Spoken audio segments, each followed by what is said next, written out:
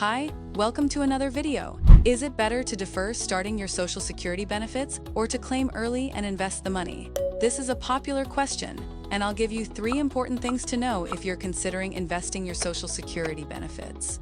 First off, claiming early isn't a one-size-fits-all answer. For some people, it might work well. For others, not so much. Let's dive into what you need to consider.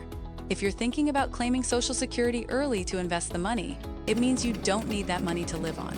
So, where's your other income coming from? If you're still working, you might bump up against the earnings limit. Social Security benefits have an earnings limit if you claim before full retirement age, which is typically 67. Claiming early can lead to a permanent reduction of your benefits by up to 30%. This reduction is for life. The earnings limit means that if you earn above a certain threshold, Social Security will withhold part of your benefits. They're essentially penalizing you for working while also claiming benefits early. This can complicate things and might mean you end up with less money to invest than you thought. But what if you're not working and have other sources of income, like rental income or a sizable 401k? In that case, claiming early might make more sense. If you have enough income to live on and don't need Social Security to meet your expenses, you could take it early and invest it. However, there are still risks. The uncertainty of investments is a big one. Are you comfortable with the potential ups and downs in the market? What if there's a big market correction right when you need the money? You could end up losing more than you gain. There's another factor to consider: taxes. Claiming Social Security early could bump you into a higher tax bracket, especially if you have other income. It might also affect your Medicare premiums down the road.